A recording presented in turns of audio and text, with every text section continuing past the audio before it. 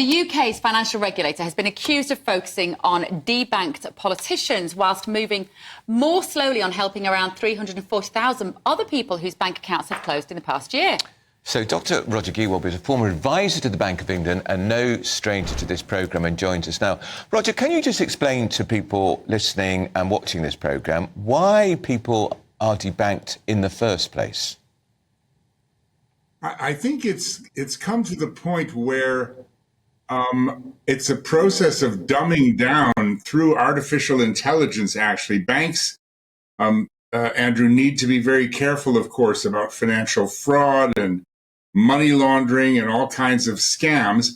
And many of them have adopted a software and databases using AI, artificial intelligence, which gives them names of people likely to be engaged in activities that they wouldn't like.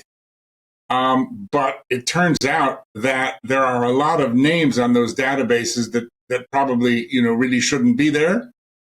And the bank employees seem to be just taking the database information at face value and not checking the individual facts on each customer. And over 1 million people have been debanked in recent years, 343,000 last year alone.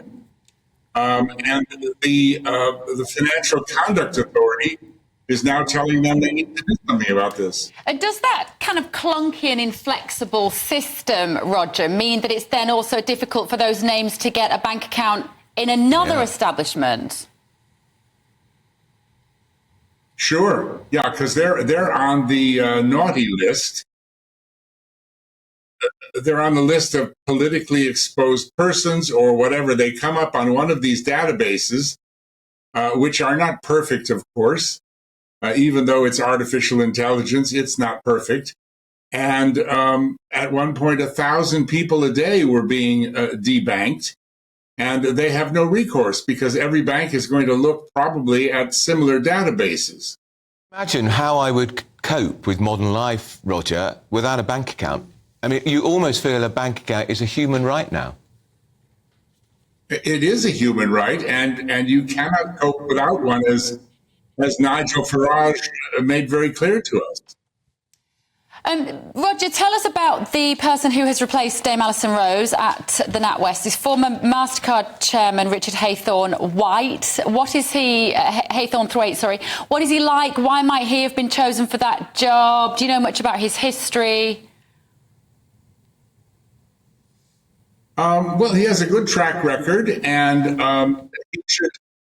he should do that well in that job. I mean, he's inheriting an infrastructure that pretty much works. It was taken off course by Miss Rose, imposing her own political views or whatever. So it seems. It's not a difficult job, frankly. He's not dealing with opposing forces, so hopefully he'll be able to settle things down. Yeah, let's hope so. Thank you so much, Dr Roger Geowolb, there, regular on our show. Thank you so much for joining us and explaining all that.